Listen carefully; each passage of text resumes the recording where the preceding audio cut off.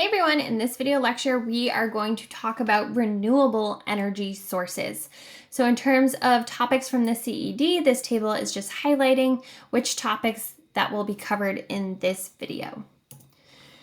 So there are 6 renewable energy sources that we are going to talk about.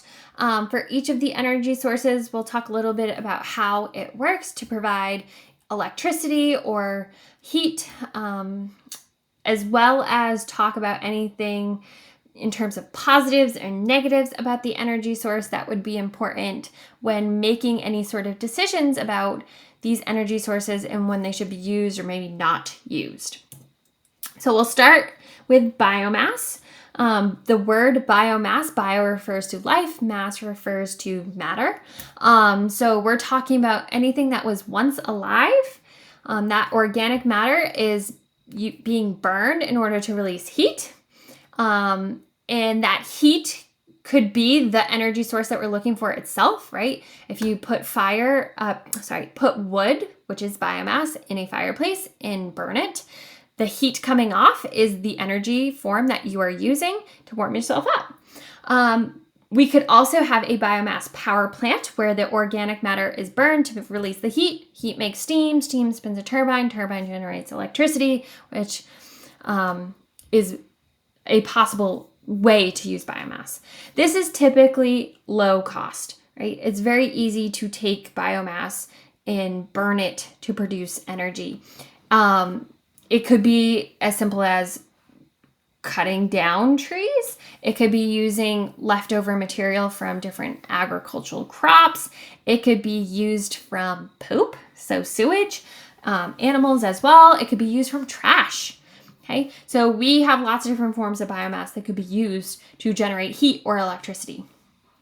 A biofuel is a specific type of biomass energy. So what we're doing is taking the organic matter and liquefying it, creating a liquid fuel, such as ethanol.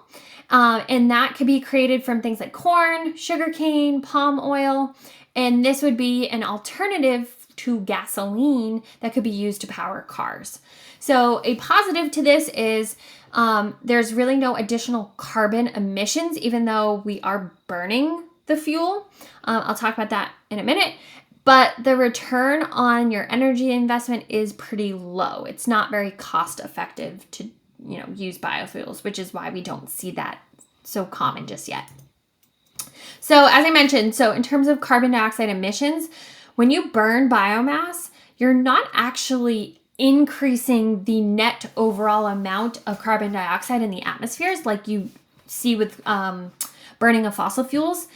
And that is because when you are looking at biomass, the plants that are being used to create the biomass, they are pulling carbon dioxide out of the atmosphere. So when you burn them, that CO2 goes back into the atmosphere. Then more plants are going to pull it in. So this is kind of a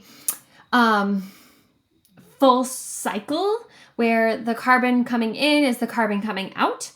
That is different than fossil fuel carbon dioxide because the fossil fuel itself took millions of years to form. So when you burn it, that CO2 goes in the atmosphere and it's not really being pulled back out to recreate more fossil fuels.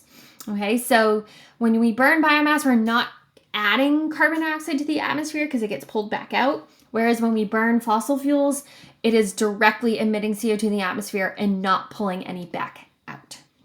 So that is a benefit of burning biomass. Some other impacts of using biomass as a form of energy. There are health concerns because when you burn biomass, it releases all kinds of air pollutants, carbon monoxide, nitrous oxides, particulate matter, VOCs, which are volatile organic compounds. If you're breathing these in, they're respiratory irritants. And especially if you're burning them indoors, right? You have a fireplace, you have a stove where you're burning biomass to cook. That's trapping all these pollutants inside, which just amplifies the respiratory problems. Environmentally, if you are cutting down crops or trees in order to get biomass for heat or electricity, then that is contributing to deforestation, especially in developing countries where they might use more of this biomass energy because it is more cost effective. That might lead to habitat loss, soil erosion. You're no longer removing carbon dioxide from the atmosphere. And trees are also air filters, so you're losing that benefit from cutting down forests. The next renewable is solar energy, and there's actually two types of solar energy.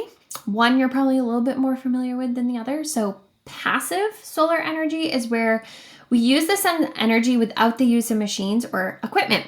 So this could be as simple as adding extra insulation in your home, so that way when the heat of the sun's energy enters into the home, it doesn't escape.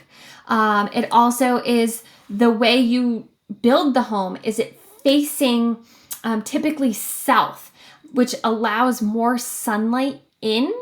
And if you look here, the way the house is shaped, it tries to block out the summer sun, which is stronger and hotter, but allows winter sun to penetrate through the windows, heating the home up. So it's really using the design of the home and properties of a greenhouse to trap in heat or prevent heat from entering into the home.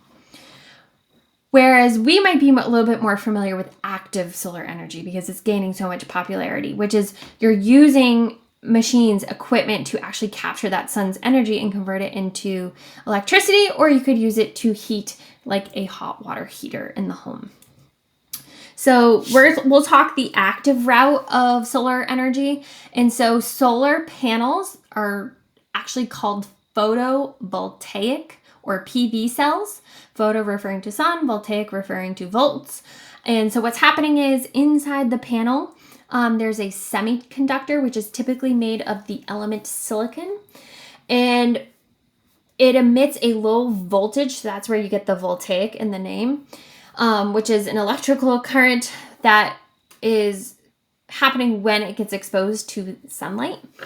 The biggest drawback to PV cells is that there's intermittency, which means you can only generate electricity when it's directly sunny. When it's more cloudy, you can generate a little bit of electricity, but not as much. One thing I do want to stress is the difference between a solar farm and rooftop solar. So this is important when it comes to writing FRQs. Solar panels is vague. You really want to make sure on FRQs you differentiate between the two because they are different. So a solar farm is much more large scale. So this is where you take a giant lot, whether it's in a field, it could be in a parking lot, and you're using lots and lots of solar panels to generate electricity. This could obviously be a problem because it takes up a lot of land, which probably means we had some habitat loss or fragmentation where we broke up some habitats. Right down the street from where I live, there's a nice healthy forest. They chopped it all down to put a giant solar farm to feed the neighboring town. Whereas rooftop solar, it's not taking up as much land, doesn't produce as much electricity. However, it's confined to like a home or business at a time. So I could put solar panels on my roof to generate electricity just for my home. Okay, so it's important to make sure you distinguish between the two. So this is just a summary of some pros and cons. I'm not going to sit here and read this to you. Make sure you understand the difference, the pros to this as well as the negatives. Overall, positives for solar have to do with lack of air pollution and being renewable, whereas the cons have to really do with the habitat destruction associated with the solar farm, as well as extracting the materials needed to make solar panels.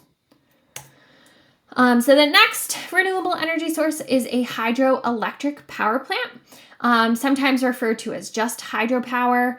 But what really you need to think of here is the use of dams. You have water that moves through a dam that spins a turbine to generate the electricity. So think back to our fossil fuels where we had to burn something to make heat.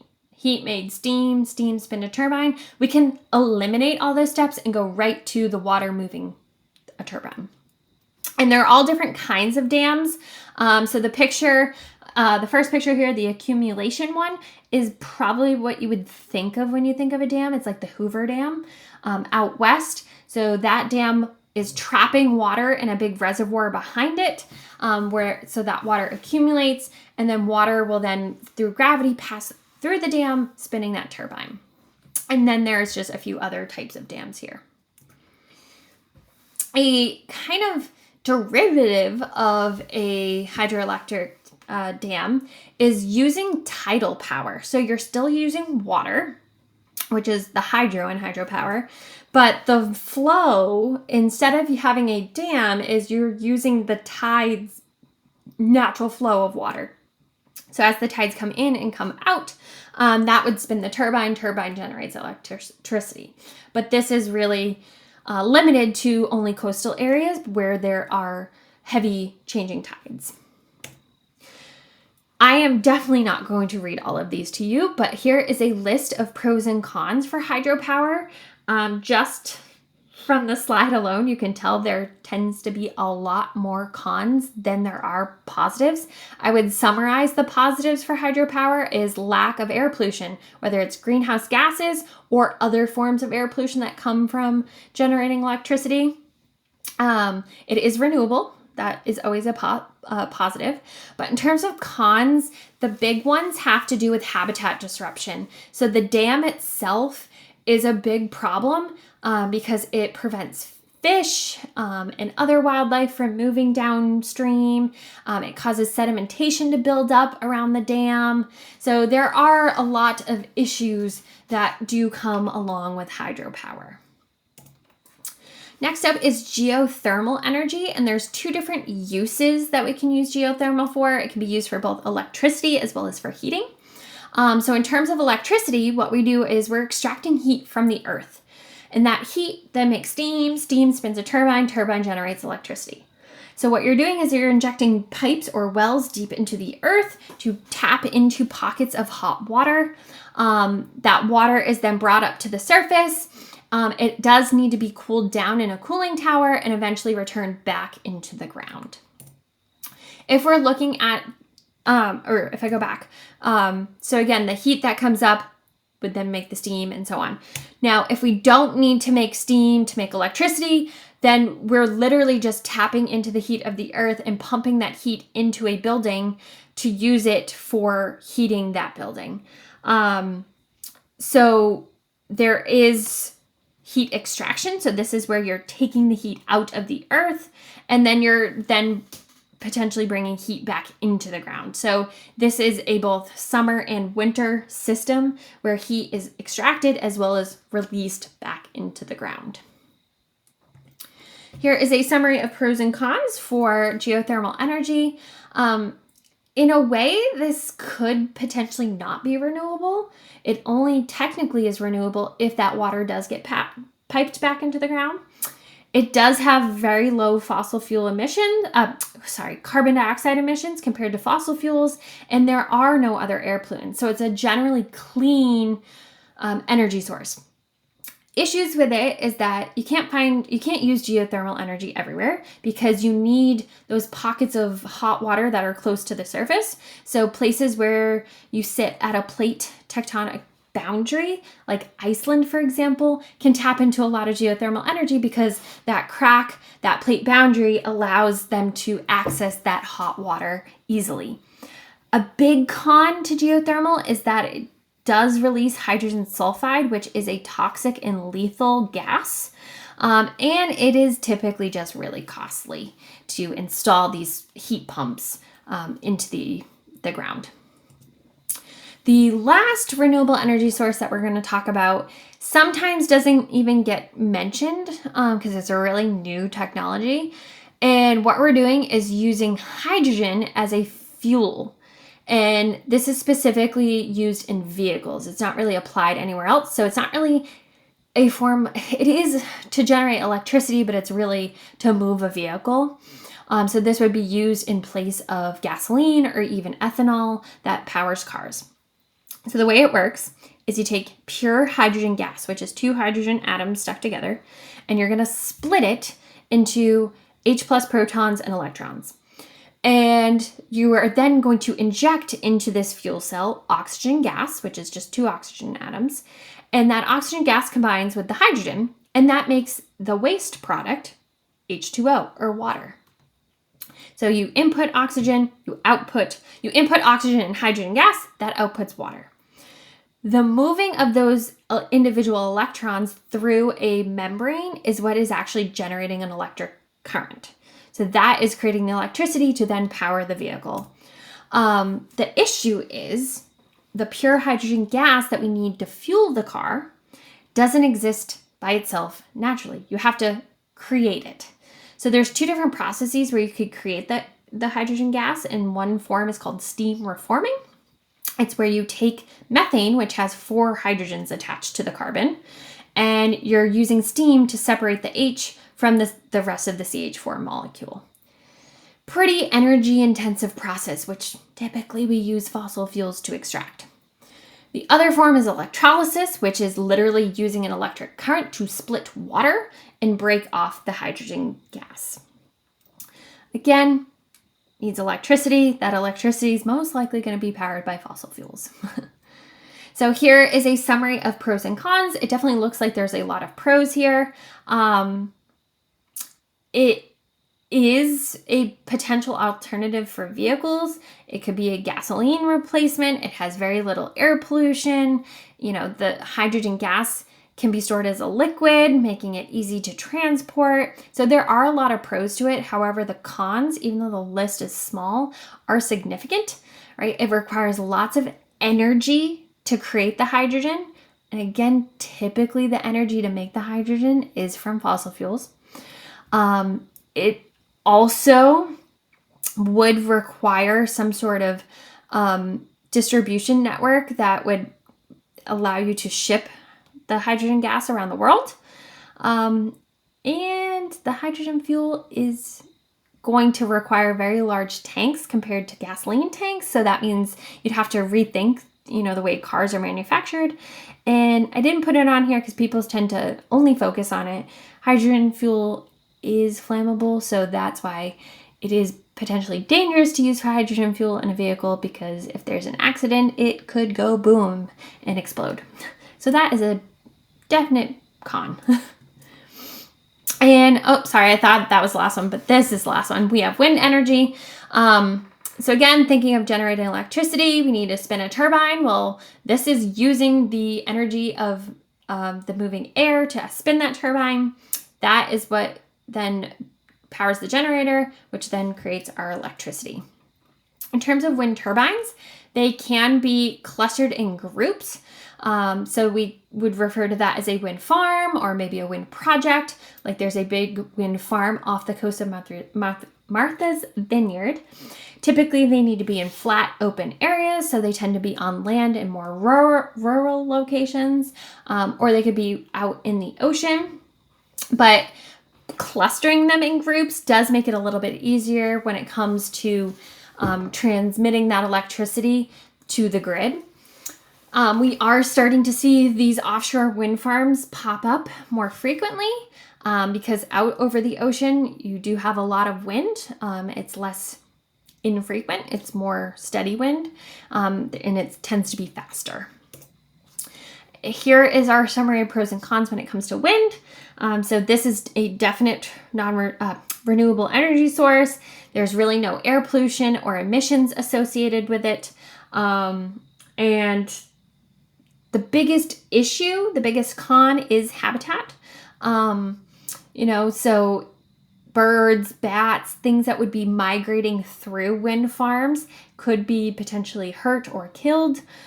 We are seeing issues where migratory animals are having to change their migration patterns to go around wind farms. Ocean animals are definitely getting affected as well from the drilling and installation of wind farms. There's also, similarly to solar, intermittency issues where it might not be windy all the time. So this one is got kind of like equal pros and cons compared to some of the others.